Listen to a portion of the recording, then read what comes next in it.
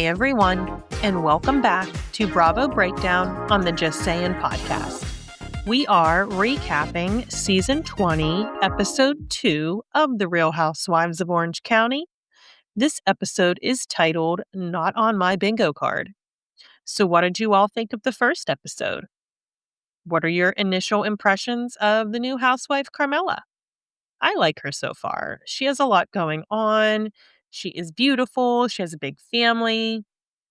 Little complicated situation at home, which reality TV loves. So we will see how things go. Let's just get into episode 2. We started off, we got the new taglines. Heather's is, "My motives are like my taste. Best left unquestioned." Very Heather. Shannon, "How do I hold it all together? Resilience and shapewear." Yeah, Shannon and her shapewear, we know she loves it. Jenn is, "The truth speaks volumes, and I'm about to turn it up." Yeah, sounds like you are just the town mouth of the South, just talking. Gina, "Just because I'm spoken for doesn't mean I won't speak up." Okay, Gina, let's see. Emily, "My body may be new, but my mouth is the same as always."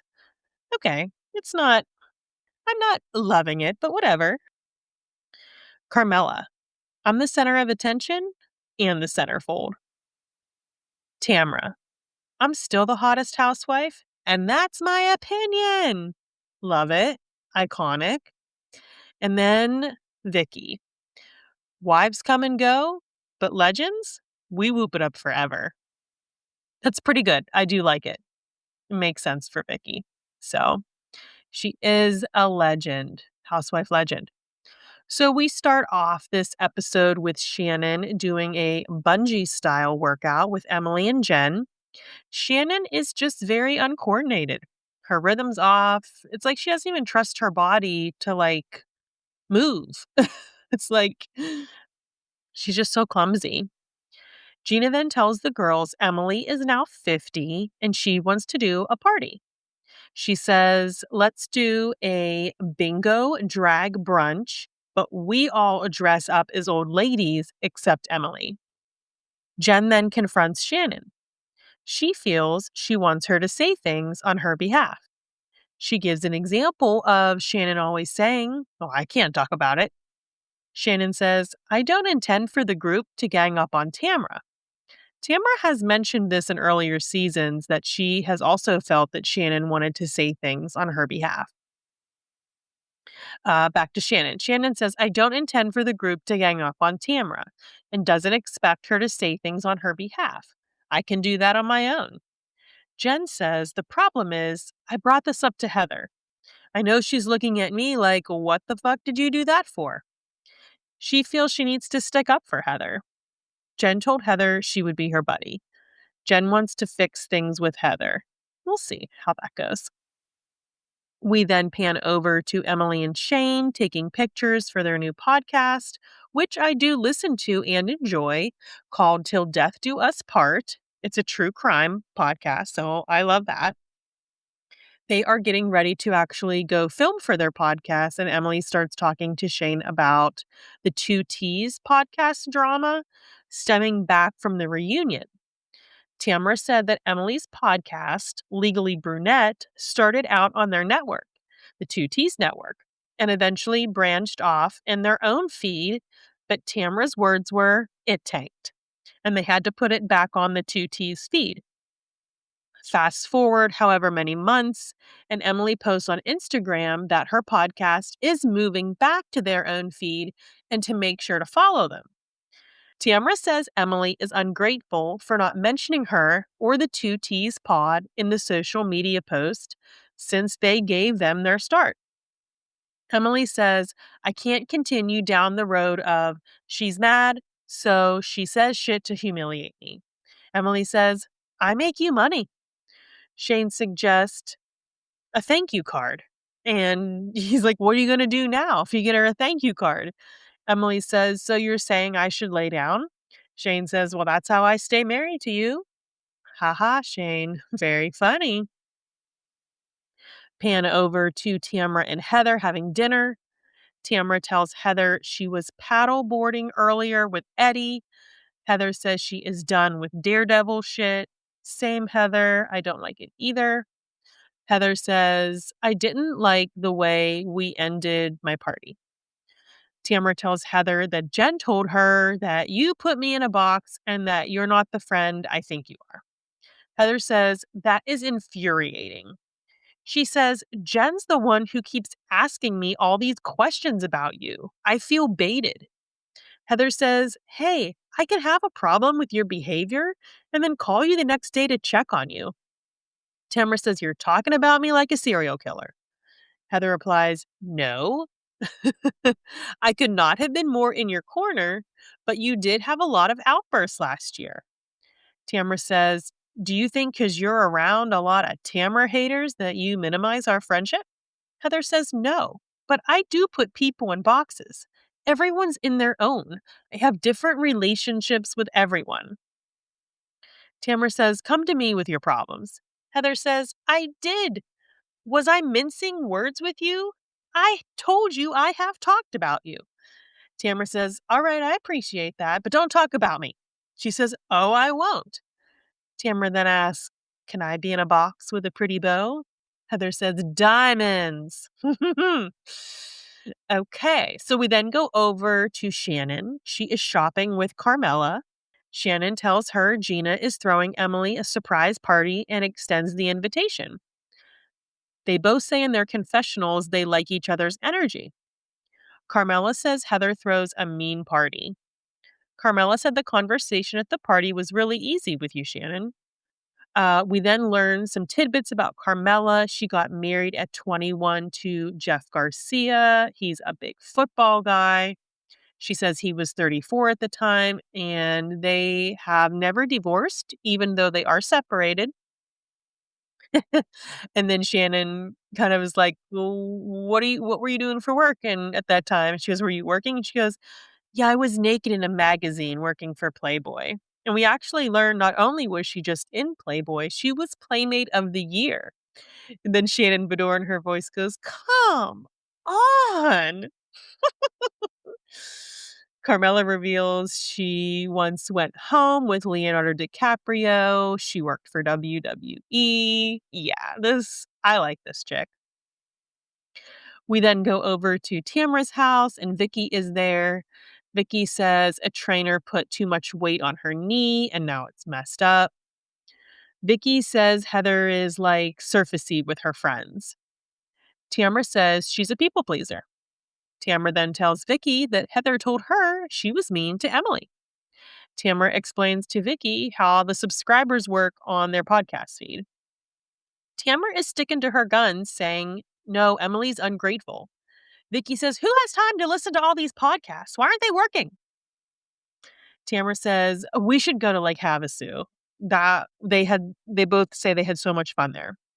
Vicki says, Dawn lives in, well, okay, let's back up a little bit. Tamra says, have you ever seen Dawn? Do you talk to him? And Vicki says, yes, Dawn lives in the desert and they ran into him down there. And she said she saw him, grabbed his face and said, I hope you're doing good. And had all these flashbacks of their lives in her head. And she said, I'm so sorry I divorced you. And in this whole time, her boyfriend Mike's standing there. And Vicki's like, oh, I heard about it in the car. Vicki still holds true to her words that she took her marriage for Dawn for granted. And really considering how Vicki is such a dominating force just in Real Housewives in general, Dawn has never said anything. Like he could have done so much. I'm sure, press has probably reached out to him and obviously he declines because he's never said anything, but he was a stand-up man in that way. So then we go over to Carmella. She's with her two daughters in the kitchen. We learn Carmella actually has 4 children. She's trying to instill in her kids a bit more effort toward their allowance. But the one girl was like, I know about Garcia. And so these kids know they have money. They just don't like rules. What kids like rules? Carmella has 2 girls, 2 boys. Yes, she has 4 children. She grew up in Ohio and she said she had an ultra strict regimen growing up with her parents. We then meet Danny, Carmella's boyfriend. They live together. She says she met him when her life was falling apart and he was accepting of her children. From what we saw of her home, it looks beautiful. Then we are over to the party for Emily. Gina starts setting up at the drag brunch for Emily's 50th birthday party. Vicki's in a walker. It's hilarious. Tamra is in a full out diaper. And of course, they klutz their way into the event. Gina's like, Tamra, do you have pants on? Heather, of course, looks very chic. Tamra says she looks like Heather Dubrow. And Heather's like, well, I'm married to a plastic surgeon, so it's all going to stay this way. Shannon's look is also very chic. Gina says she looks like a Kennedy. We then learn Carmella is also in real estate development. Heather compliments a large ruby looking ring Carmella was wearing, and she said, thanks, it's a present from my ex husband after he cheated on me. Although they are separated, like I said before, she is still married, and she says they're still married for the children and that they have a great co parenting relationship and they all do things together, which is nice to see. Emily then walks in and she is shocked when she sees all the ladies dressed up like old ladies. Emily's like, did I get dropped off at the wrong place? They are all playing bingo, and a few people shout out, oh, winner, winner, or whatever, bingo. And the host says, oh, we have multiple people. And Heather looks directly at Vicki and says, multiple partners? And then it flashbacks to Vicki's famous line to Lori Peterson on the ski slopes. I have never been with multiple partners in my life. I just love this shit. Emily ends up winning a game. Yay, Emily. Tamra says she is thriving the most in her 50s. Vicki says the 60s suck because mortality is staring me in the face. We start learning a little bit more about Carmella. She says they have been dating someone on and off for a decade and that they are rebuilding trust due to infidelity. The ladies immediately say, red flag, red flag. Heather then confronts Jenn about the issue from her party. Heather says, you're teaching me how we're going to be together. Twisted. Heather tells Jenn to stop asking me about Tamra. Jenn says, what you have with Tamra is your business. Emily says, in the spirit of clearing the air, Tamra, the podcast issue. She says, I was asked by iHeart to do that post. Tamra says, still, you could have said something. Emily says, I want to respect each other. Tamra says, yeah, what I said was mean. Why would you not be grateful? Tamra says, I make money off you. Emily says, well, you should be grateful then. They both acknowledge their apologies to move on. Yay. Gina says, hold on. And they bring out a cake to Emily and sing happy birthday. Tamra then says, by the way, you have never looked better. And Emily says, thank you. So that was nice. Episode ends. I just love this group. They're literally throwing jabs in their face 1 minute and the next minute she's like, you look amazing. Happy birthday. Like, it's funny. Okay. So on a more serious note, I wanted to share something with you. So right before I was getting ready to record this today, I was scrolling on Instagram and saw that Jeana Keough, one of the OGs that was alongside Vicki, who started this franchise, has sadly been diagnosed with tongue cancer. Her daughter Cara posted on Instagram with a very sweet tribute to her mom and tells us she set up a GoFundMe for her. I then followed the link to the GoFundMe and she wrote a little bit more about the situation.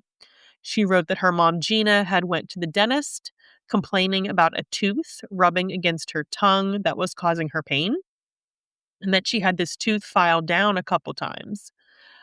She admitted to Cara, this had been going on for a year. Unfortunately, a biopsy then confirmed the worst. So Gina is facing a second surgery and is already undergoing chemo, radiation, and immunotherapy. Gina's daughter, Cara, writes, any funds raised will go directly toward expenses, everyday living costs, nutrition, and the additional support she needs while undergoing treatment. Gina, I am praying for you and hoping the best for I'm hoping for the best outcome for you. You are so strong. I know you will beat this. And just to my listeners, if there's any new updates, I will let you know. But Gina, I am thinking of you and just praying for you at this time. And that's it for this Bravo breakdown on Just Saying. Thank you for listening and stay tuned as I continue recapping season 20 of The Real Housewives of Orange County. What are your thoughts so far on the new season?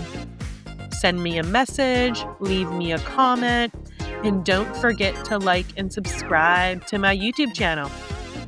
Bye.